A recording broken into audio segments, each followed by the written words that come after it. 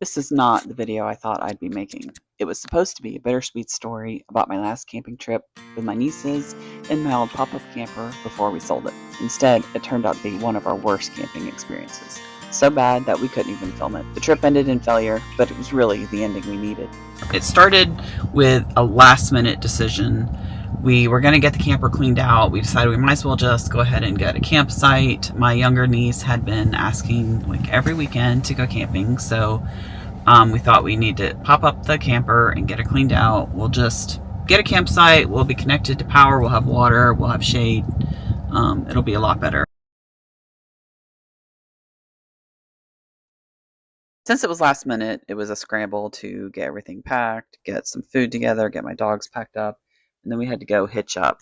The camper had been sitting for about 2 years, so it was a struggle to find the key, to get the camper door open, even remember what all we needed to do to get hitched up. The tires were low, our air compressor wasn't working right. So there's just one thing after another. And we did all of this in suffocatingly hot Georgia weather in direct sun. So by the time we got to camp, we were sweaty, exhausted, and hangry, and we missed the pool closing time. We decided we'd go ahead and get the bed set up. Then we realized we had forgotten to bring pillows, and the fans that we normally kept in the camper were missing. So that meant a trip to Walmart. By the time we got back, it was getting dark. We couldn't get the lights to the camper to work. We couldn't get the fans to work. We tested the power pole and finally realized that was not working. So at this point, it was almost 10 o'clock at night. We had a cranky 7-year-old that was laying in the bed in her princess PJs, crying to go home. At that point, we just looked at each other and we just gave up. When I left van life 13 years ago and moved back to my hometown, it was to help raise my niece and nephews. I really wanted to make sure that they had adventure and a love of the outdoors, so I took them camping as much as I could. Just me, 2 dogs, and 3 kids. And it was a lot. Sleeping on the ground, the kids couldn't set up their tents, the dogs couldn't stay in the tent. So during pandemic, I bought this pop-up camper and we absolutely loved it.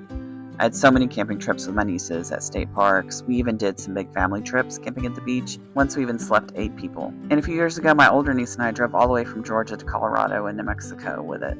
And we had an amazing trip. So letting go of it was going to be hard. Hence, this one last hurrah we wanted for nostalgia's sake.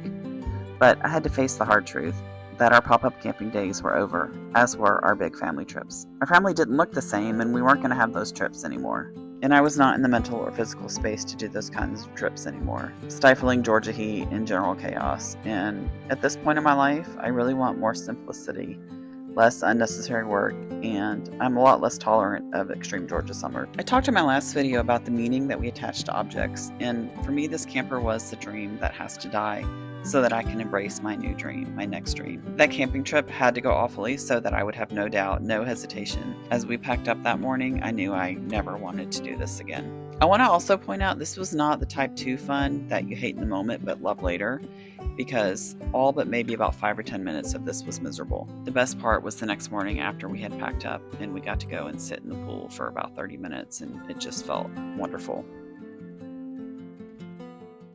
We got the camper back home and we parked it at my brother's house by the road with the intention of going to get a for sale sign to put on it.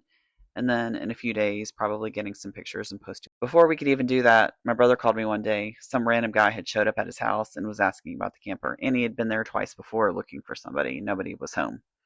So we came back later that day to set it up for him so he could take a look. He, of course, made me a lowball offer and I accepted. I think at this point, we just wanted to be done. See how they swear one last trip.